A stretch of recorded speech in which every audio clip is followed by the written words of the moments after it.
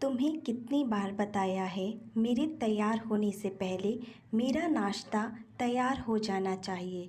शादी के 30 सालों बाद भी मुझे क्यों बार बार एक ही बात बतानी पड़ती है सरिता? तुम्हें क्या है? तुम तो आराम से घर पर रहोगी, मुझे काम पर जाना पड़ता है। तुम हो कि हमेशा बेवकूफ़ों जैसी हरकत करती हो। अगर तुम यह जानबूझकर करती हो तो याद रखना, मुझसे बुरा कोई नहीं होगा। आज भी पंकज का पारा चढ़ा हुआ था। इन कटु शब्दों में अपना गुस्सा उतारते हुए गीला तौलिया कुर्सी पर फेंकते हुए पंकज गुस्से से सरिता की तरफ देखने लगा। सरिता के लिए पंकज का यह बेवजह का गुस्सा कोई नई बात नहीं थी।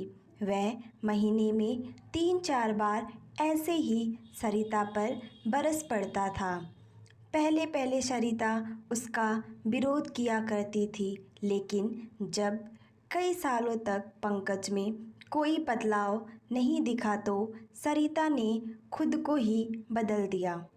अब पंकज के कुछ भी कहने से सरिता को कोई फर्क नहीं पड़ता था। पंकज की हर बात वो चुपचाप सिर नीचे झुकाए सुन लेती थी। शादी के पहले 5 साल तक सरिता ने पूरी कोशिश की थी कि पंकज को बदला जाए, लेकिन फालतू का गुस्सा करना और बाद में सरिता को भला बुरा कहना यह मानो जैसे उसकी आदत बन गई थी।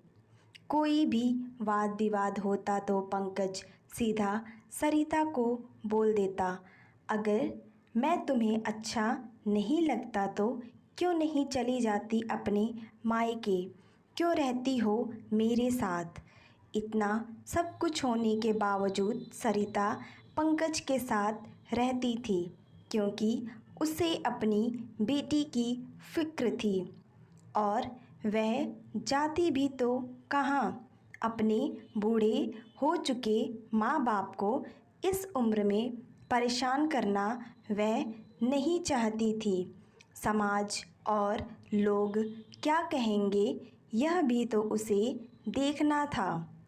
वह इतनी पढ़ी लिखी भी तो नहीं थी कि खुद जाकर कोई नौकरी कर सके और अपना और अपनी बेटी का पालन पोषण कर सके।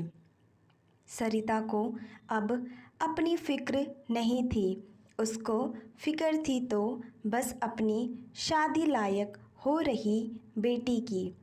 सरिता नहीं चाहती थी कि पति पत्नी के झगड़े की वजह से निशा डिस्टर्ब हो। निशा की पढ़ाई पूरी हो चुकी थी, उसके लिए अब शादी के रिश्ते आने लगे थे। कई रिश्तों को निशा ठुकरा चुकी थी। 2-3 महीने बाद एक अच्छा रिश्ता आया। रिश्तेदारों और पहचान के लोगों ने भी लड़के के बहुत गुणगान किए थे। पंकज एक शाम अपनी बेटी के पास बैठकर उसे बताने लगा, निशा बहुत अच्छा लड़का है, पढ़ा लिखा है, बड़ा घर है, बहुत अच्छी नौकरी है। ऐसे रिश्ते बार बार नहीं आते बेटा, इस बार मना मत करना। निशा अपने पिता से ज़्यादा बात नहीं करती थी, शायद डरती थी या शायद नफ़रत करती थी, लेकिन आज वो अपनी पूरी हिम्मत इकट्ठा कर बोली, मुझे अभी शादी नहीं करना है पापा, मैं नौकरी करना चाहती हूँ, खुद अपने पैरों पर खड़ी होना चाहती हूँ। हाँ तो उसमें क्या बड़ी बात है? मैंने लड़के से बात की है, वह तुम्हें किसी बात के लिए नहीं रोकेगा।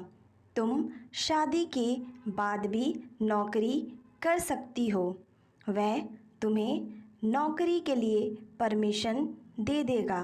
पंकज बोला, मेरा नौकरी करना या ना करना उसकी परमिशन पर क्यों डिपेंड रहेगा पापा?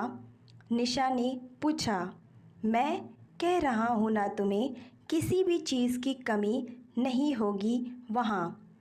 ऐसे रिश्ते बार बार नहीं आते, इसे ठुकरा मत, बहुत खुश रहोगे तुम वहाँ। पंकज बोला, पापा क्या मैं उतनी ही खुश रहूँगी जितनी मम्मी इस घर में खुश हैं? निशा ने तंज कसते हुए कहा, आज तुम्हारी ज़बान कुछ ज़्यादा नहीं चल रही? पंकज गुस्से से आंखें बड़ी करते हुए बोला, पापा मुझे शादी ही नहीं करनी है, क्योंकि शादी के बाद अगर वह लड़का आपके जैसा निकला तो मैं क्या करूँगी? मुझे आपके जैसा जीवन साथी नहीं चाहिए, जो बिना बात के मुझ पर हमेशा चिल्लाए।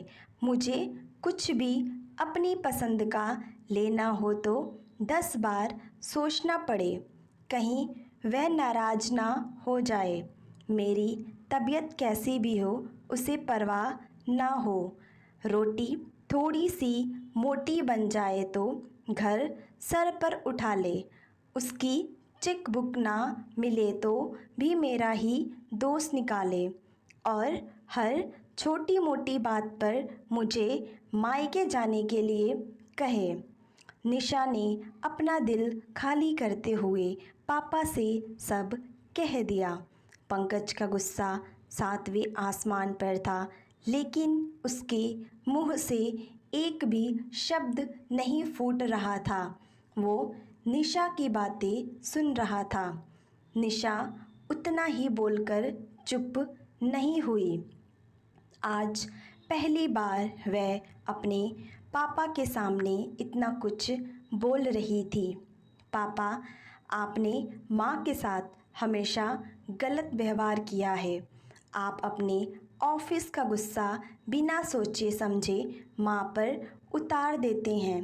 कभी इस बात की परवाह भी नहीं करते कि उन्हें कैसा लगता होगा। आपकी बातें सुन सुन माँ ने अपना स्वाभिमान खो दिया। पंकज आज पहली बार अपने किए बर्तावों को महसूस कर पा रहा था। वो इतना ही बोल पाया, जो तुम्हारा मन है वो करो, मैं तो इतना बुरा हूँ ना? निशा ने पंकज का हाथ पकड़ा और बोली, पापा मुझे सिर्फ एक सवाल का जवाब दे दो। क्या आप चाहेंगे कि मेरा पति आपके जैसा हो? अगर आपका जवाब हाँ है तो कर दीजिए मेरा रिश्ता आज ही, और ना है तो मुझे आत्मनिर्भर बनने दीजिए। पंकज कुछ भी ना बोल पाया और वहाँ से चुपचाप बाहर चला गया। आज उसे सरिता के सामने जाने में शर्म आ रही थी। चलते चलते उसकी आंखों से आंसू बह रहे थे। पंकज ने आज से अपने आप को बदलने का निश्चय किया। अगले दिन से सरिता ने अपने पति में काफ़ी बदलाव देखा। वह सोचने लगी कि जो हिम्मत निशा ने दिखाई है, वह हिम्मत अगर मैं पहले ही दिखा देती तो शायद आज परिस्थिति कुछ और होती। अब निशा पढ़ लिख कर अच्छी नौकरी करने लगी थी और 3 साल बाद उसके लिए एक अच्छा रिश्ता आया और उसकी विदाई पर पंकज बोला, बेटा तू हमेशा खुश रहेगी, क्योंकि तेरा पति तेरे बाप जैसा नहीं है। पंकज की यह बात सुनकर सरिता और निशा की आंखों में आंसू बहने लगे। दोस्तों, हमारे समाज में औरतों को भले ही देवी का दर्जा दिया जाता है, लेकिन वह स्वतंत्रता नहीं दी जाती जो उन्हें देनी चाहिए। उन्हें बचपन से ही बताया जाता है कि वह पराया धन है। स्कूल से आने में देर हो जाए तो पिटाई मिलती है। मोबाइल पर बातें करते हुए दिख जाए या खिड़की से झांकते हुए दिख जाए तो शक किया जाता है। माँ बाप का घर तुम्हारा नहीं है, पति का घर ही तुम्हारा घर है।